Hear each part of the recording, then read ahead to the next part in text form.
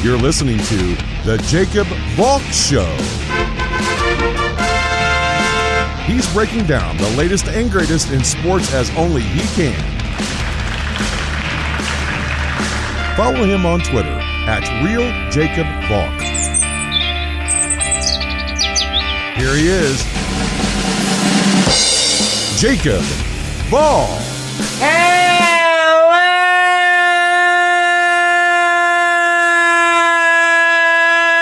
sports fans! Welcome to another edition of the Jacob Valk Show. I am Jacob Valk. And at the end of this show, you're going to get the interview that I did with David Fleitz, the author of the Eddie Cicotte book. It was a lot of fun talking to him, but I have to start with Raptors Celtics. Even though the Islander game was infuriating, maddening, heartbreaking, whatever word you want to use. I've started with the NBA. Ever since these playoffs started, I don't want to deviate from that. So, I know you want to hear what I have to say about the Islanders. Believe me, I have a lot to say. But this is the formula that I established early on. Again, I don't want to alter it, especially when there was an instant NBA classic yesterday. Some of those Nuggets-Jazz games we thought were instant classics, they were nothing compared to Raptors-Celtics. The game goes into double overtime. Both teams play their asses off. What a fantastic game. The thing that really stood out to me was that Pascal Siakam, the guy who I keyed in on yesterday, was inefficient, but the Raptors still won. Siakam only shot 5 for 19 from the field. He shot 0 for 5 from beyond the arc. He played 54 minutes. That can't happen. I don't care that you got the win. You still didn't play well. You only ended up with 12 points. I mean, the Raptors are going to be in a tough spot in Game 7. I wouldn't want to face this Celtics team with their backs against the wall. Siakam needs to show up.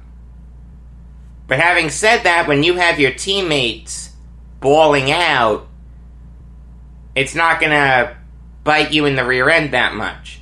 Kyle Lowry had a fantastic game. He dropped 33. Fred VanVleet dropped 21. Norman Powell off the bench dropped 23.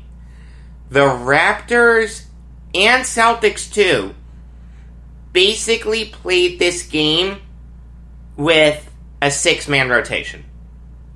Only 6 players on each team, so 6 for the Raptors and 6 for the Celtics, played more than 15 minutes.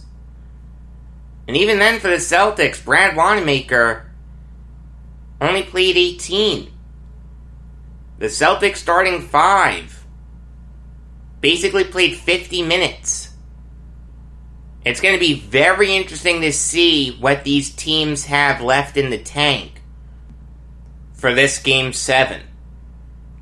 Who's going to be able to dig down and get that last ounce of strength?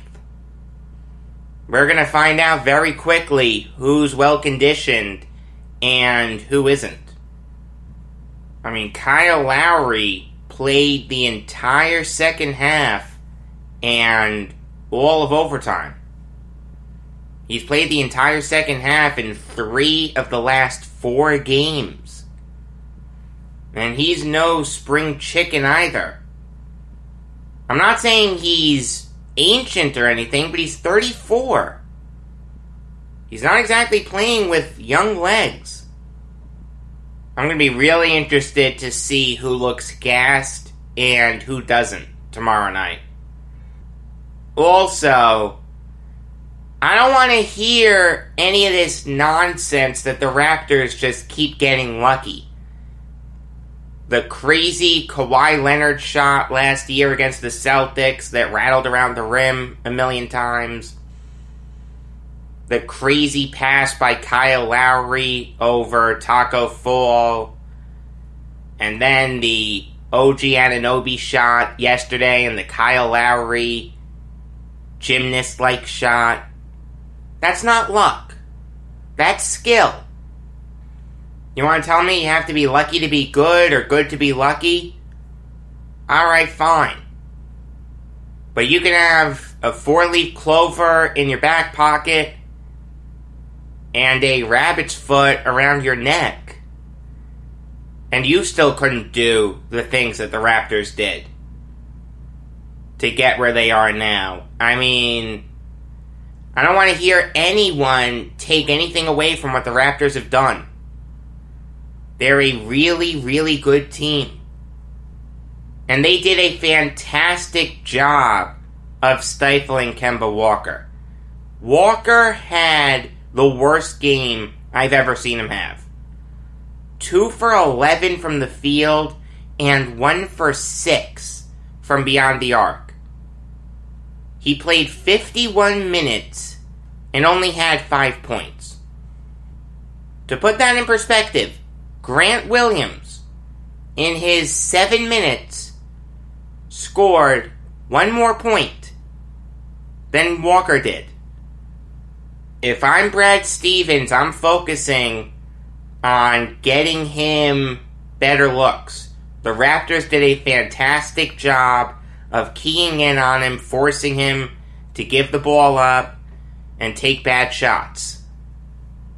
But at the end of the day, as good as Brown, Tatum, and Smart are, they really need Kemba Walker.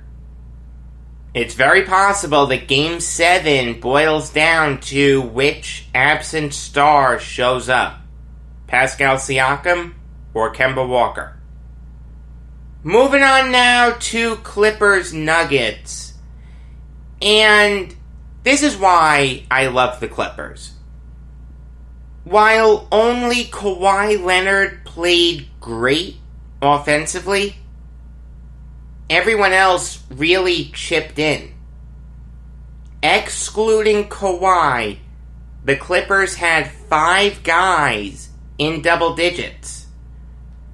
Marcus Morris, Ivica Zubac, who almost had a double-double, Paul George, Lou Williams, and Montrezl Harrell. And I didn't even think Paul George had a bad game. He shot 4 for 10 from the field and 2 for 6 from beyond the arc. He should have taken more shots, but the shots he took, he wasn't bad. I'll give George a pass there. But when the Clippers are cooking like this, they're unbeatable.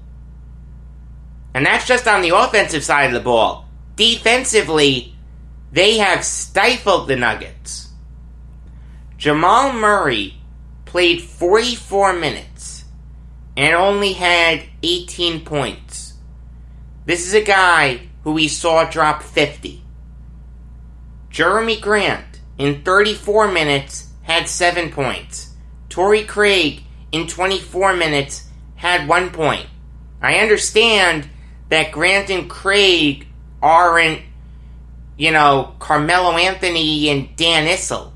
But when you play that much, you should expect to score more than 7 and 1, respectively. The Nuggets just look outmatched in this series. Nikola Jokic has had a great series, which is to be expected because he's a million times better than Zubac. But other than that, the Nuggets have not gotten consistent performances from anyone.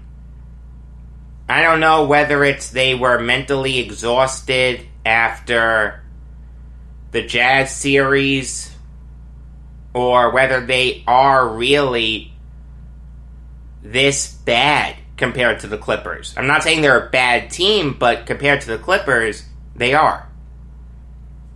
It's probably a combination of the two. I don't want to say there's no shame in losing to a better team, but it's at least justifiable in a sense.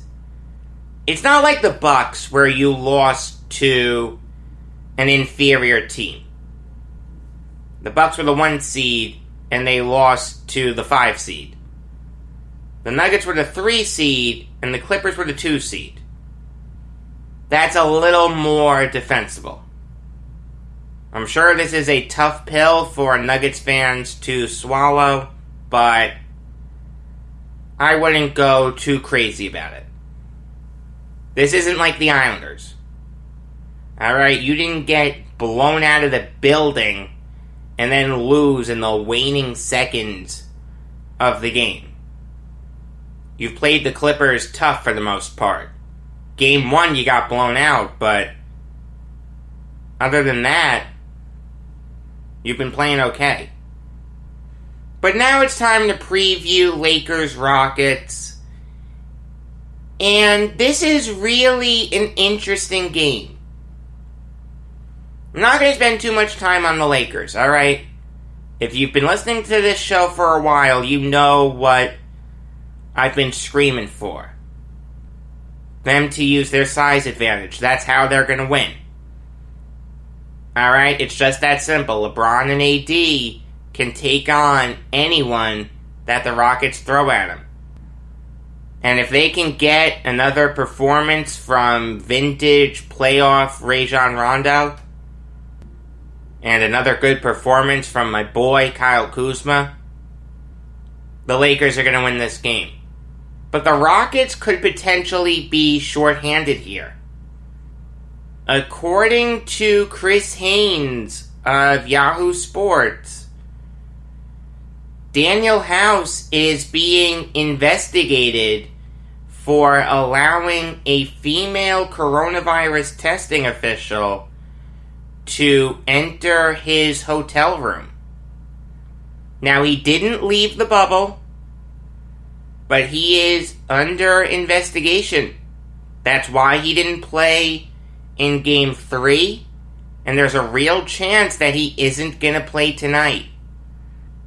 While I understand that House isn't as important to the Rockets as a guy like Harden or Westbrook or, a guy like Eric Gordon, PJ Tucker, Robert Covington, Jeff Green, House is a solid shooter. This year, he averaged 10.5 points per game, shot 36.3% from beyond the arc. I mean, he was a starter for him. He played 30.5 minutes per game. This is the last thing that the Rockets need to deal with this distraction. They're already in a tough fight against a great Lakers team. They don't need to be shorthanded because one of their players had blue balls. Look, I understand that it's tough to be alone in a hotel room for extended periods of time. And you want companionship. I mean, these guys probably get women thrown at them constantly. And now you're in a position where you can't see anyone that doesn't have explicit clearance from the NBA. I'm sure it's tough. I mean, I don't like Stephen A. Smith, but he did say something that, while it was funny, was also true. These players are gonna get lonely and they're gonna want women. I mean, it's just that simple. It's the truth. I know there was a pornographic website that said that they would give all the players free access. I don't know whatever happened with that, but look, it's a real issue. As funny as this is, it's a real concern that the NBA really didn't problem solve. I understand they didn't have a way to fix it. It's not like you can have women in another room on call, like, okay, you go to room 206 and you go to room 428.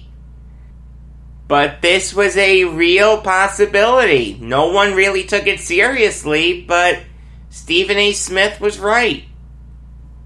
It's going to be interesting to see what happens. Hopefully House plays. Hopefully him and his companion test negative for the coronavirus. I mean, she was a testing official. It's not like she was some prostitute who House smuggled into Disney. This woman probably has a brain in her head. So, look, if both of them tested negative, while it's not the smartest thing in the world, what House did, it's not the end of the world. I hope House plays. I really do. Alright. Now it's time to talk hockey. And there's so much that I want to say, I don't even know where to start. I guess I'll start with this. I should have said this on yesterday's show. I didn't. That's my fault. I'm sorry. But I said to my dad, and I said to my friend Jim, if the Islanders lose tonight, meaning yesterday, that's it. It's over. They're not coming back from 2-0. The way they lost on Monday, they can't survive being down 2-0. Now, I didn't know who was going to be in net until I turned on NBCSN. I'm not kidding. Before the game started, I was editing the NFL preview. So I wasn't on Twitter. When the clock struck 8, that was it. You know, I just turned on NBCSN and I knew I was going to be surprised. I saw Semyon Varlamov in net. Okay, fine.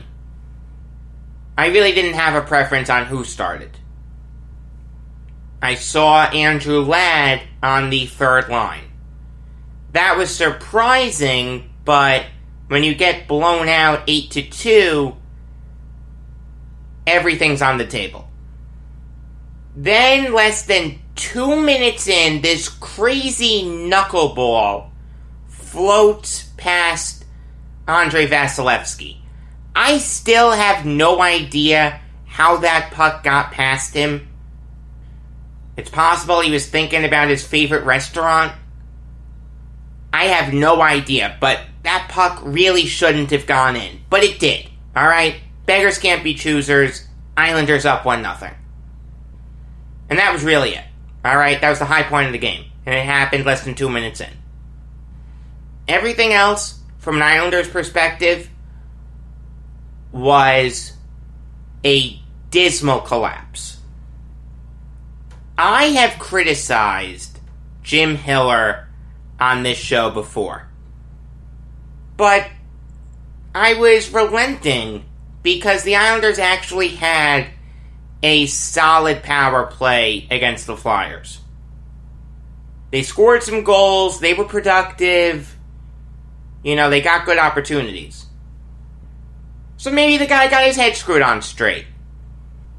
But this is the perfect microcosm of my relationship with the Islanders.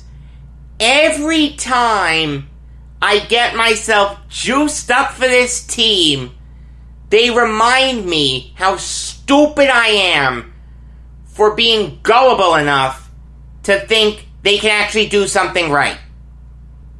You have a power play for 5 minutes. You're up 1-0 at this point. This was in the first period. Alex Killorn with an extremely dirty hit on Brock Nelson. Thank God he's okay. But the Islanders get a 5-minute power play over it. The Islanders only get 5 shots on net, and they weren't even good shots. Alright, I don't remember Vasilevsky having to make any tremendous saves on that 5-minute power play. They only got 1 shot a minute. And I said this to my dad, who I was watching the game with. If the Islanders lose this game, we're going to look back on this as a key moment. And then Victor Hedman with the howitzer at the end of the first period to tie the game at 1. The second period was really uneventful, except for Braden Point getting hurt. I mean, that's all you need to know about the second period. That, and because the Lightning were without Killorn and Point, and John Cooper only dresses 11 forwards and 7 defensemen, the Lightning were really only rolling out 3 lines. Yeah, they were flip-flopping the lines a little bit, but those forwards were playing a lot more than they should have. Then the third period hits. You have a full intermission to rejigger the strategies. Take advantage of the fact that you're rolling out 4 lines of forwards and they're only rolling out 3. Instead, the Islanders play the worst period they've played all year. And I don't think that's hyperbolic. Every shot was from the outside, and Vasilevsky could have stopped it with his eyes closed. Every time the Islanders tried to set up a play, someone was blocking it. Whether it was Yanni Gourde or Barclay Goodrow, someone was blocking it. Eric Cernak, whoever. But you know what? I could forgive all of it. Because midway through the third, the Islanders get a 5-on-3 for about 40 to 50 seconds. That's a lot of time in the NHL. How on God's green earth do you not put the puck on net during a lengthy 5-on-3? Passing it around, waiting for that perfect shot. Oh my God, it's infuriating. The last time I was in studio at WHBC for a sports talk show, I got into an argument with the true hockey maven, tell that other guy can't say that enough, Eleanor Chompy, about fans getting upset about the power play. Oh, Jacob, you never played travel hockey. You don't come from a travel hockey family. You have no right to get upset about players not shooting on the power play. This is despite the fact that she's never coached a game in the NHL. I mean, that's the equivalent of me saying that since I played Little League Baseball, I know more about baseball than you. I mean, this is despite the fact that, you know, I grew up in Section 324 of the Nassau Coliseum. I saw a lot of bad hockey. And I saw some good hockey. You know, I know the difference. Do I think I'm smarter than the average hockey fan? Yes, but I would never say that they don't have a right to get upset at their team for not shooting on the power play. That's literally the one job you have on a power play. Get the puck on net, generate opportunities and use the man advantage. Don't just pass it around and wait for that perfect shot that's never going to materialize. I really liked working with Eleanor, but that comment that she made really ticked me off. But then, this is the kicker. With about a minute left, the Islanders get one last good opportunity, and Vasilevsky had to make some good saves. Then the Lightning get an opportunity. Varlamov makes a couple good saves, and then with 7 seconds left, Nikita Kucherov buries it. I'll tell you exactly what I was doing. Nestle Toll House has come out with a line of edible cookie dough. And it's really good. Their funfetti flavor isn't as good as their other flavors, but that's beside the point. When I saw Kucherov bury that shot, the cookie dough went flying, the spoon went flying, my stress ball went flying. I accidentally hit my dad with it. It's like, Dad, I'm sorry, I meant to throw it across the house. You cannot lose that game! You have the most anemic power play imaginable. Jim Hiller, regardless of what happens, even if the Islanders, by some miracle, are able to come back and beat the Lightning and then win the Stanley Cup, the guy needs to go. Because the guy is useless. He was a Lou Lamoriello hire. Lamoriello was named a finalist for GM of the Year. How? Have you watched the games? The guy made a good trade for J.G. Pageau and locked him up to an extension. That's it. That's literally all the man did. He traded for Andy Green. Alright, fine. Green's nothing special. He's not bad, but he's not great. He brings in Jim Hiller as the power play specialist. My dead grandmother has more credentials to be a power play specialist than Jim Hiller. The correct NHL GM of the year is Julien Brisebois, by the way, out of the 3 finalists. It should have been Don Sweeney, but out of the 3, it's Brisebois. Lamoriello is coasting on name. Alright? He gets some credit for the Pageau trade, but that's it. That's all he gets credit for. Bringing in Barry Trotz, like that's some stroke of genius. Anyone with half a brain would have known to bring in Trotz. That's not Lamoriello. It's not like he hired some no-name assistant or some AHL head coach. He hired the defending Stanley Cup winning coach. You think that's some stroke of genius? You want to tell me that Lamoriello gets credit for convincing Trotz to come in? Okay, fine. But that's Lamoriello's job. A GM has to be a salesman. He has to convince the coaches that he wants to come in, and he has to convince the players that he wants to come in. I don't think Lamoriello deserves credit for just doing the average job that a GM should do. The guy's just coasting on name, alright? That's all it is. Lou Lamoriello is just a name. And this team that he put together never should have been here in the first place.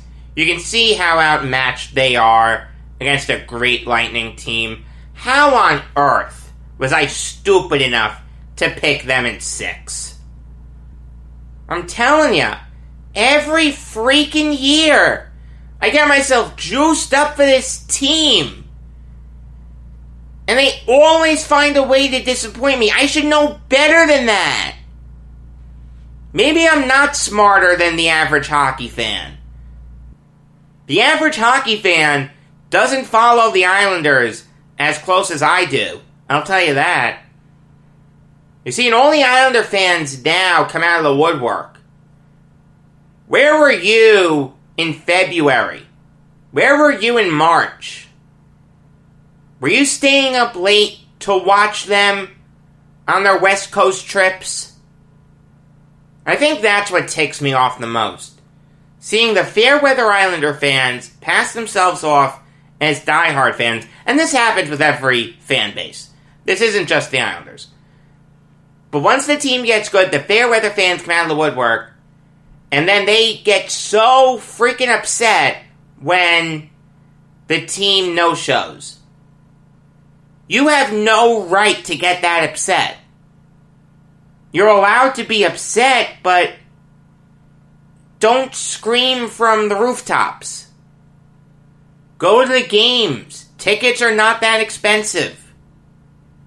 Watch more than a handful of games on TV. Actually act like a real fan. Don't pass yourself off as one when you're not. I'm not saying it's wrong to be a Fairweather fan, but you just have to know your place. I'll bet you those are the same people that were getting upset at Trotz and praising Lamoriello. This series is over. Forget about it. Good night. Don't even bother showing up to the next 2 games. You know what? Instead of going towards the direction of the stadium from the hotel, tell the bus to go the other way, go to the airport, and just fly back to your respective home cities. It's not even worth showing up. You have no chance of winning this series. None. It's funny, I was kind of thinking to myself, will this series loss end up on decades of dumbass decisions? I've kind of thought about that. Would I rejigger it if something terrible happened? Like, let's say Sam Darnold is a huge bust. He would have to be in decades of dumbass decisions. I don't know. I'll come up with some way to rejigger it if I have to. I'm not going to do the whole thing again, but I'll probably come up with something. Moving on now to Golden Knights Stars. And the Golden Knights need to stick with what they did in Game 2. I'd like them to be a little more consistent offensively, but at the end of the day, they scored 3 goals. I can't get too upset with how they did it. It wouldn't give me all the confidence in the world in them if I was a Golden Knights fan, but at the end of the day, they got the win. You can't get upset about it. They generated some really good pressure for 10 minutes. They made Khudobin blink. If they keep that up, those short spurts of pressure, they'll win this game. As for the Stars, they really need to figure out a way to get Denis Gurianov more involved, get a guy like Rupe Hintz more involved, Jamie Benn also. They need offense. They've only scored 1 goal in their past 2 games. I'm looking at their offensive contributors from this year. Gurianov, Hintz, Benn, Tyler Seguin, Alex Radulov, Joe Pavelski, Radek Faksa. Someone has to step up and put this team on their back if they're going to win. Someone's going to need to rise up and play hero. Sometimes you need that. When you're struggling offensively, you just need a player to stand up and say, you know what, guys, get me the puck, and I'm going to find a way to score. Someone needs to do that for the Stars, or else they're going to go home. You can't trust Anton Khudobin to pitch too many shutouts. Alright, now it's time to preview Texans-Chiefs. And look, it's really tough to preview a game when you haven't seen the teams play in over 7 months. But the reality is, we know what these teams are built around. Not much changed there. Yes, the Texans made some changes. They got rid of Carlos Hyde and DeAndre Hopkins and brought in David Johnson and a bunch of wide receivers. But for the most part, their core is still the same. They still have Deshaun Watson. They still have J.J. Watt. They still have Bill O'Brien coaching the team, who I really like as a coach. Yes, as a personnel guy, he's terrible, but he's a smart coach. They still have Benardrick McKinney. They still have Whitney Merciless. Look for those guys to strut their stuff today as best they can. Because against the Kansas City Chiefs, it's really tough. You're going up against the best player in football. You're going up against one of the best coaches in football. I'm not going to insult your intelligence by saying much more. Mahomes and Reed are probably the new Brady and Belichick. The one thing I'll say is I'm going to be really interested to see how Clyde Edwards-Helaire does. The Texans have a really, really good defense. And this is going to be a really tough test for him in his first NFL game.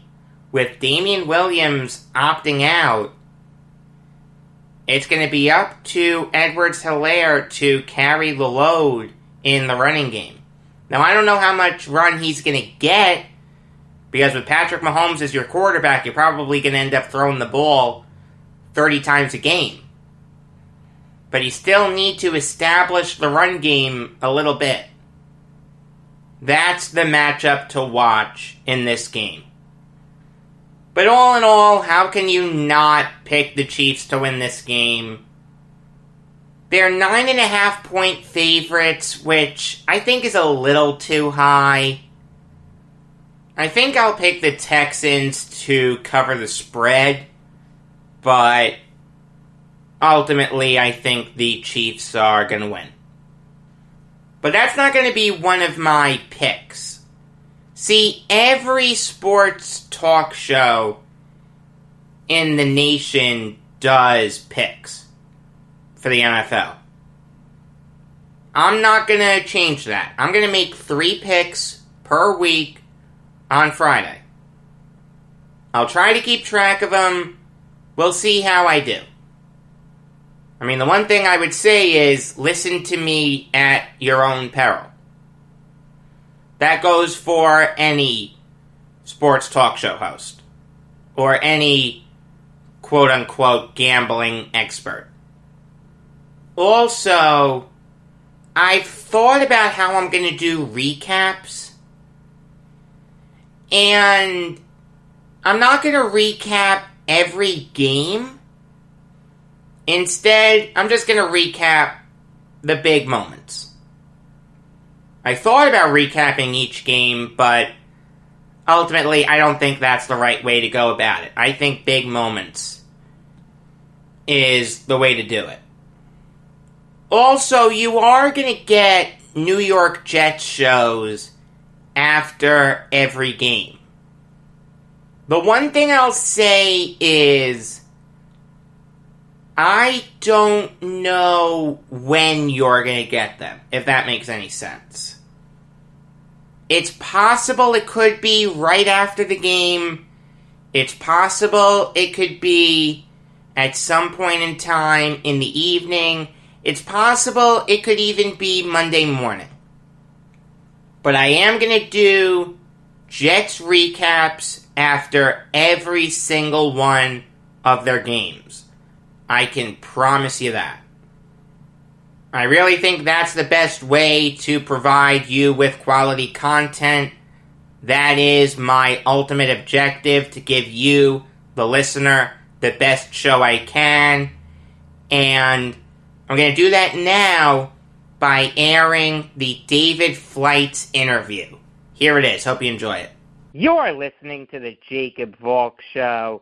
I am Jacob Valk, and I'm fortunate enough to be joined by David Fleitz, the author of Eddie Cicotte, The Life and Career of the Banned Black Sox Pitcher. David, how are you?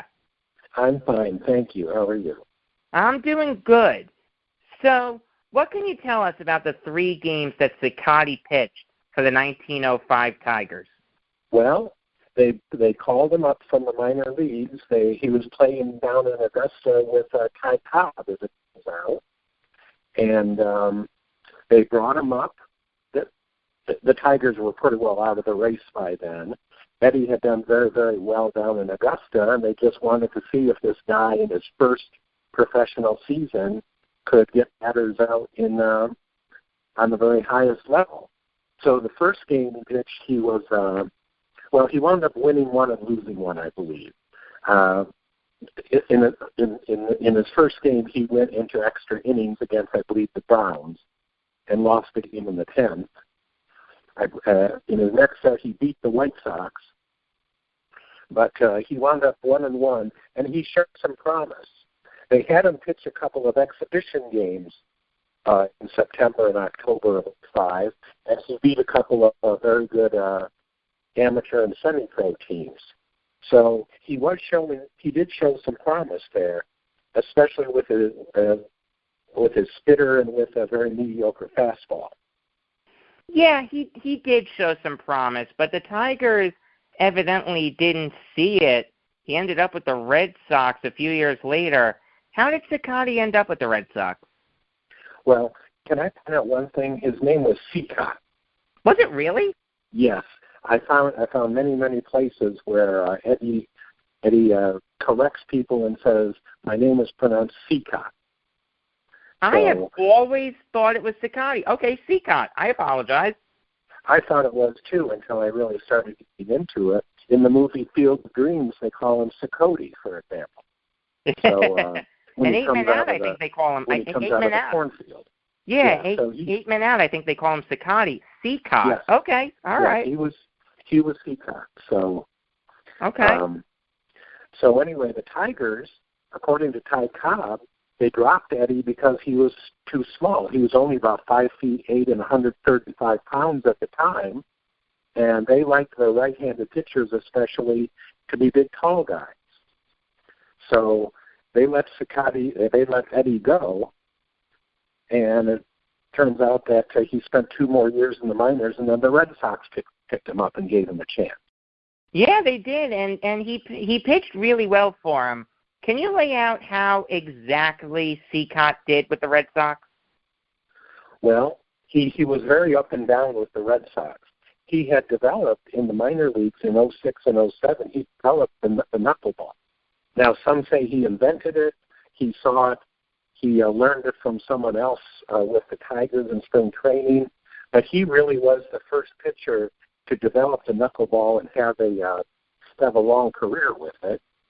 So he had the knuckleball, which very few very few batters had ever even seen, and he did so well with Lincoln in the Western League in 1907 that the Red Sox bought his contract for $2,500. Well, they put him in the rotation. Well, in his first season with the Red Sox, he was both starting and relief. In I believe it was 1909, he won 15 games for the Red Sox. But he was very up and down and up and down. So he wound up falling out of favor with the Red Sox, who were turning into an outstanding team with players like Tris Speaker joining the team and all. But developed so many outstanding young pitchers, especially Smokey Joe Wood. So Eddie found himself back into starting and relieving again, and he was having clashes with management, and in 1912, they sold him off to the Chicago White Sox. Talking to David Fleitz, the author of Eddie Cicotte, The Life and Career of the Banned Black Sox Pitcher, man, I got to tell you, Cicotte, that's throwing me off. Wow. threw me off for doing my research. Sure. I'm sure. So why do you think Cicotte was able to turn his career around so quickly once he got to the White Sox? Because in 1912, his season changed like that the second he changed his socks. Yes, it did. Well, I wasn't getting along with the owner was a guy, John I. Taylor, who would horribly criticize. He's the guy who built Fenway Park, but he would horribly criticize his players, private and in public, and Eddie didn't like that. Eddie gained a lot of weight too. They were I told you how small he was with Detroit. Well, he got in. You'll see the newspapers describe him as chunky by about 1911, 1912 or so. He'd been suspended several times for being out of condition with Boston. He was just tired of Boston. I think Eddie was a Midwesterner, being a Detroiter, and I don't think he liked the Eastern Seaboard. He wanted to go back to the Midwest, and I think Chicago was perfectly made for him. And Chicago was a team on the rise, and they could use Eddie. And he got a lot more encouragement in Chicago than he ever did in Boston. Yes, he did, and he certainly warranted it in 1913. Would you be able to describe that season for Cicotte? Yes, the White Sox were getting better each year, and Eddie, I believe he wound up winning 18 games that year because he had really mastered the knuckler and the spitter. He was a knuckleball and spitball pitcher. Eddie had a very average fastball, so he needed some trick pitches to put himself over. But the White Sox had a great deal offensively, too, and Eddie rode that, and he rode his knuckleball to 18 wins. Hey, as long as you get the wins, I don't care how you do it. I don't care if you throw an Ephus pitch or a 105-mile-an-hour fastball. Get me the win. That's all I care about. I'm sure you'd agree with that. Right. So what can you tell us about Cicotte's 1916 season? Well, in 16, the White Sox were in second place to the Red Sox. The Red Sox won the World Series in 1912 and 15 and 16, but the White Sox were a team on the rise. So in 16, they had 5 good starting pitchers, and so they used all 5 of them both as starters and relievers. I see that Eddie appeared in 44 games with 19 starts, but in those 19 starts, he pitched 11 complete games. And so just as a jack of all trades, he went 15 and 7 that year with an incredibly sub-2 run average, too. So now Eddie, one thing to remember, though, is that Eddie's in his 30s by then. Eddie turned 32 in 1916. So he's becoming the old guy of the staff, and he's got to hang on. So by working him in starting and relief, they were able to get the most out of him and their other outstanding starting pitchers. Talking to David Fleitz, the author of Eddie Cicotte, The Life and Career of the Banned Black Sox Pitcher. So the obvious next question, since I just asked you about 1916, is this. Can you lay out Cicotte's 1917 season? Now, 1917 is where he became a superstar. He won 28 games, and he and Rick Faber were the 1-2 punch of the White Sox in the starting rotation. But they relied on Eddie. Now, Eddie had come up with the new pitch, though. He came up with the shine ball.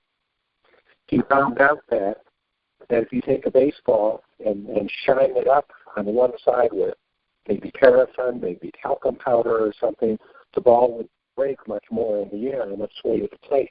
Now, that was legal then. All the time I was researching 1917, I was reading about how all the other teams are complaining about the shine ball, but not getting anywhere with it. But really, the shine ball is what made Eddie, what moved Eddie from being a very good pitcher into a star who wins 28 games. That's interesting. They would rough up the ball with talcum powder. How on earth do you even think to do something like that? Well, Eddie always liked to experiment with trick pitches. He only had a mediocre fastball, so he needed other things to survive. In 1917, he's 33 years old. Now, Eddie left school when he was 12 years old. He doesn't have an education, and he wants to keep the major league career going as long as he possibly can. So he comes up with trick pitches. Hey, he may not have had book smarts, but he had street smarts if he could come up with pitches like that. Yeah. Now, he and another pitcher named Dave Danforth, who had come up from the minor league, Danforth taught Eddie the shine ball. Okay. And both of them had outstanding seasons for the White Sox in 1917, though all the other teams were complaining about it. Obviously, you can no longer do that now, but when did it get banned? I believe, 1920, which is when they sort of banned the spitball. They let several pitchers in each league keep throwing it, one of whom was Eddie, but they banned the shine ball at the beginning of the 1920 season. That doesn't mean that pitchers weren't still trying to throw it anyway. Right. If you don't get caught, Yeah, exactly. It's not cheating if you don't get caught. Right. So, would you be able to describe Cicotte's 1919 regular season, specifically his issue with Charles Comiskey? Well, this is what I found out in my research, that 1918 was a lost season because of the war. Eddie had a losing record that year, but then a lot of star pitchers did. 1919, the owner shortened the season and they cut salaries because they didn't know what was going to happen in the first year when the war was over. Well, attendance went crazy in 1919. People wanted baseball to come back. So the owners were making lots of money then. Now, Eddie's problem, though, Eddie was making a decent salary. He was making $8,000 a year. He was actually the second highest paid pitcher in the American League after Walter Johnson. So Eddie is probably worth more than $8,000 a year, but, for the time, he's making a pretty good salary. But Eddie's problem, though, is that there were 12 people living in his house. He and his wife and 3 children, his wife's parents, his wife's brother, and Eddie's brother and his family. There turned out to be 12 people living in his house in Detroit, and they were always short of money. So Eddie pitched in 1919, hoping to get into the World Series and get that nice World Series check, which would be about $5,000 or so if they won. So Eddie's in his 30s with very little education. He's mid-30s, and his career is probably going to be ending in the next few years. So Eddie was having money issues back then. Is there any truth to the rumor that he was promised a bonus if he won 30 games, so the manager, Kid Gleason, benched Cicotte so he couldn't get that? I found that there really wasn't. I know that was a very important part of the book and the movie 8 Men Out. Yeah. That Eddie was steamed about that. But in my research, I found that's really not the case. Because in 1919, when he won 29 games, now they did sit him down for 2 weeks in September, but he made 3 more starts after that.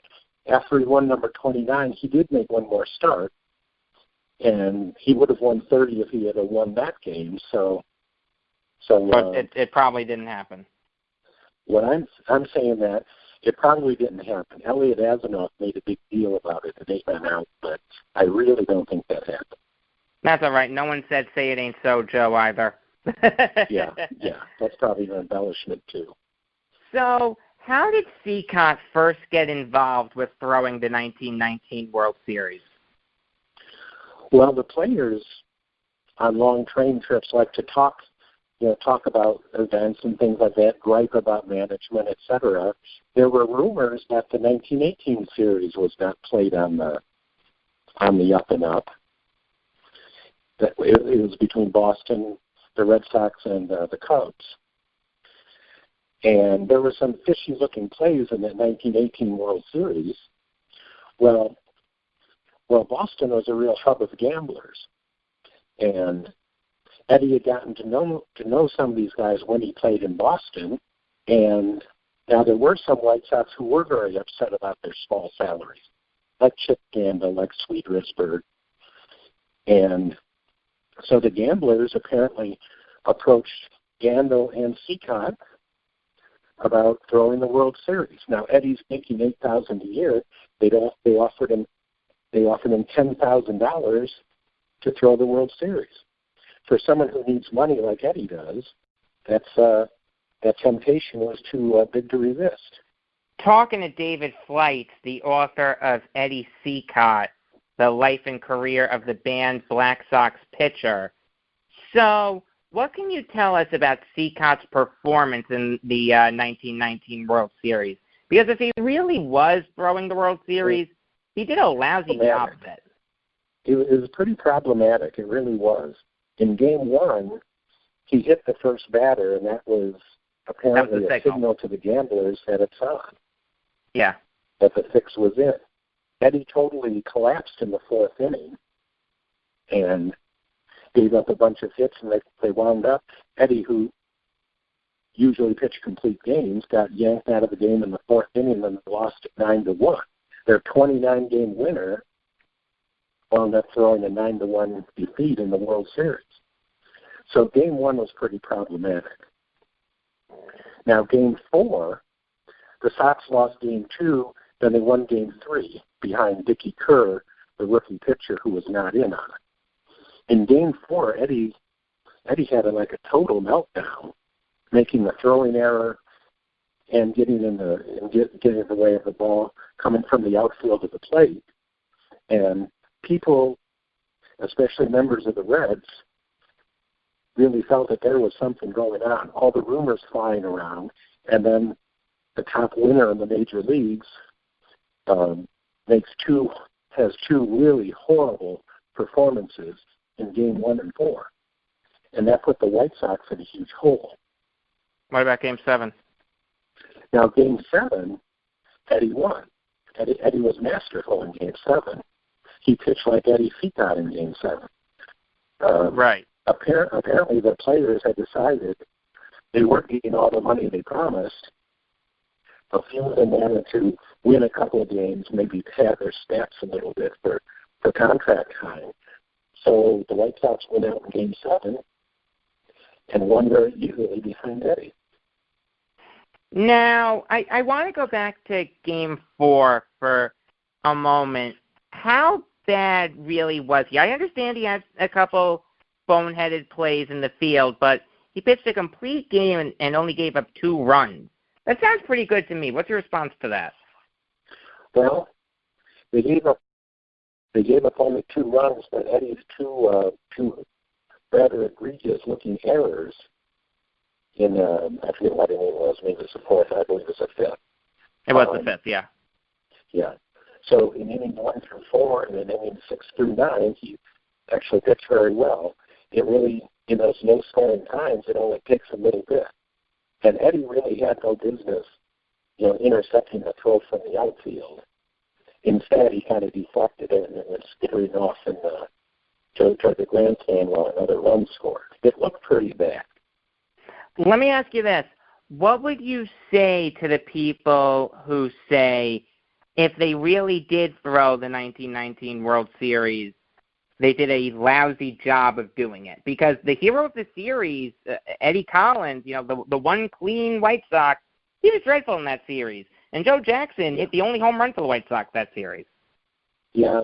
It's awfully difficult to draw conclusions over 7. Well, that was a 9-game series, actually. Right. A short sample size. To say Eddie Collins only batted .226, so was he throwing the game? Joe Jackson hit .375. Was he throwing the game?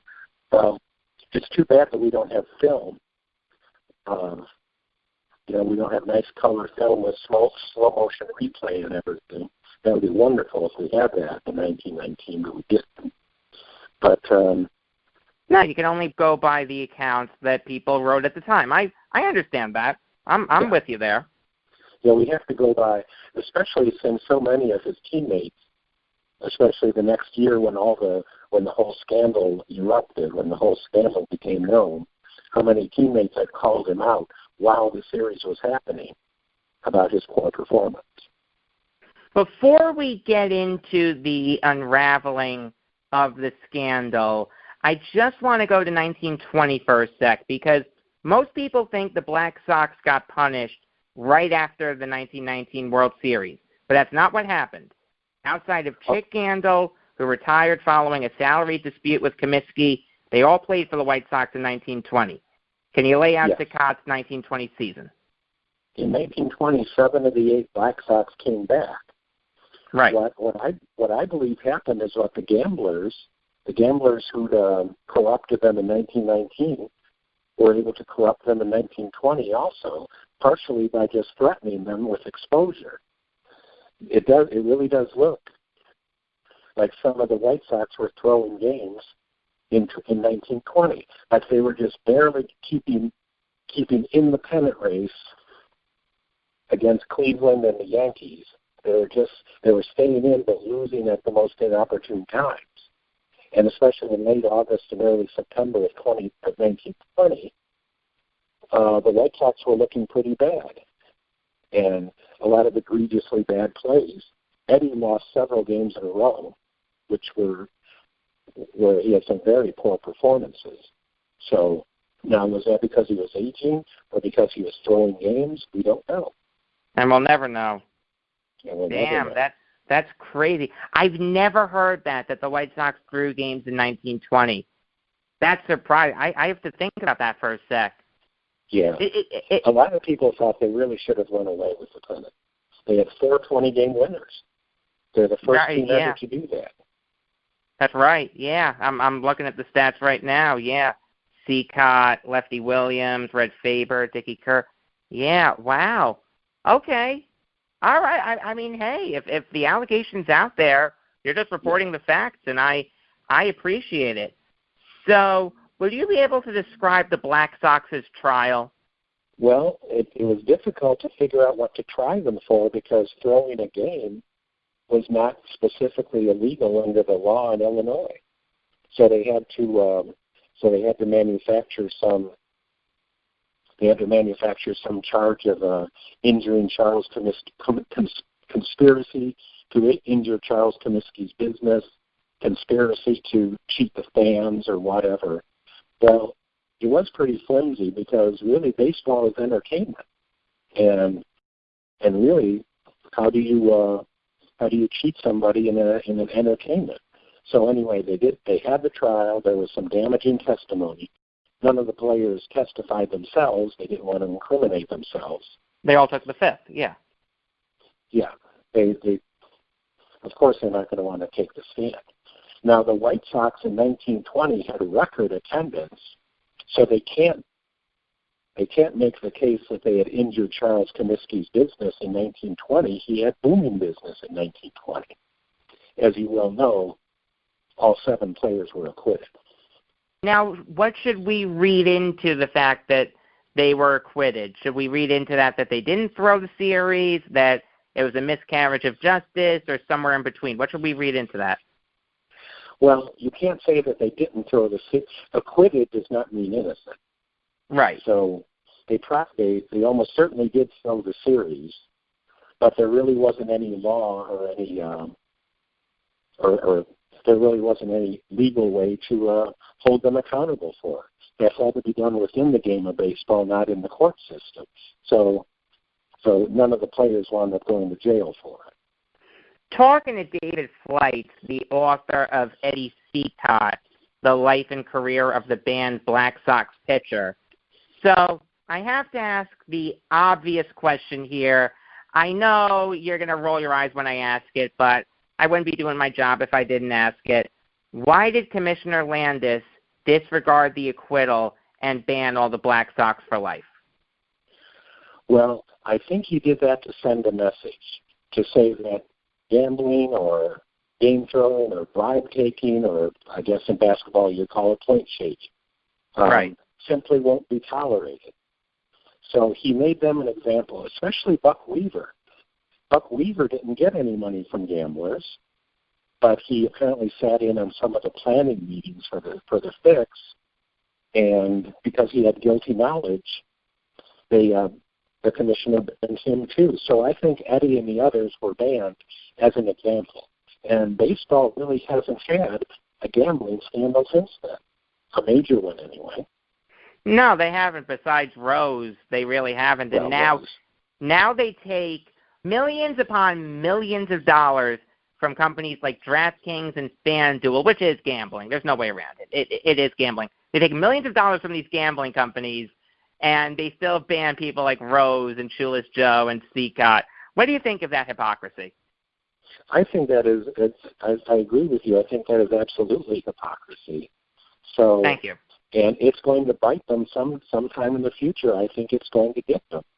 Some player, now, and everyone says, oh, the players make so much money now, they couldn't possibly be bribed. Well, what if a player gets involved in drugs or... There's no such thing as too much money. No. People who have lots and lots of money very often want lots more. So I do think this is going to get them. Because in Britain, people gamble on soccer games. I know on the Super Bowl, they gamble on things like how many yards are going to be gained on the first play. Will the first play be a pass or a run? You know, all these kind of, mini bets. Well, you could make a bet on, in the first game of the World Series, will the first pitch be a fastball or a curve? And hand the pitcher $100,000 to throw a curve. Right. There really isn't, I don't know if they thought these things through. I don't know if they really cared because there's so much money to be made. You'd think that people have enough money, but I guess they don't. And look, I'm not begrudging the average Joe Schmo for gambling. I mean, if he works hard for his money, he works an honest 9-to-5 job, and he's a big Yankees fan, hypothetically, although you wouldn't want to bet on them now. If he wants to bet like $10 on them to win tonight, I don't mind that, but to then display that rule in the clubhouse, you can't bet on games, you keep banning Pete Rose, you still ban Joe Jackson, Eddie Cicotte, Lefty Williams, all those guys. I just think the hypocrisy is crazy. I can't get past it, David. I just can't. Yeah. I think Major League Baseball figured, look, people are going to be betting on baseball anyway. We might as well get our cut. But I can see some horrible scandal happening over. I agree with you. Something in the World Series. A pitcher lets up on an opponent to let him hit a home run because somebody bet on him to hit a home run. I could see that happening too. I can see that, yes. All right, David, I'll get you out on this. What did Cicotte do after his MLB career was over? Well, he and Swede Risberg and Joe Jackson played semi-pro ball for a few years, just for a few $100s here and there, passing the hat with the fans and all. Eddie wound up working at the Ford Motor Company in Detroit for 20 years. I explain in the book what he did there. He was in the service department. Well, the service department was Henry Ford's private police force, and they were the muscle that tried to keep the unions out of Ford Motor Company. So Eddie was very involved in that. So, well, he spent 20 years at Ford, retired in 1944 when he was 60, and then he spent the rest of his life on his farm outside of Detroit, raising tomatoes and strawberries. Do you think we should put guys like Shoeless Joe and Cicotte in the Hall of Fame if they paid their debt by now? Well, that's a really good question because they got a lifetime ban and their life is over, Right. I think if Eddie had stayed a few more years and maybe won 40 and lost 40 more games, he would be near 250 wins. He had 209 wins and a World Series title in 1917, and he threw a no-hitter, and he was a pioneer of the knuckleball. I really think he could have been in the Hall of Fame. All right, David. Thank you very much for your time. Okay, well, thank you. Thanks so much for talking to you. All right, that was David Fleitz. His book is Eddie Cicotte, the life and career of the banned Black Sox pitcher. Thanks for listening. Here comes the outro. Thanks for the plug, Jacob from the past. It does mean a lot. Tomorrow, in addition to what I've been doing with the NBA and the NHL, I'm also going to recap the Thursday night game, Texans-Chiefs. I'm going to do that every Friday for as long as there's Thursday night football. I'll make my picks by factoring in the spread. I'm not just going to pick who I think is going to win. I may mention that during my picks, but I am going to use the spread. You're also going to get the interview that I'm going to do with R.A.R. Edwards, the author of a book about deaf players in Major League Baseball. Really, really interesting topic. Until tomorrow, I am Jacob Valk saying that Mitch Williams doesn't have ulcers, but he's one of the biggest carriers there is.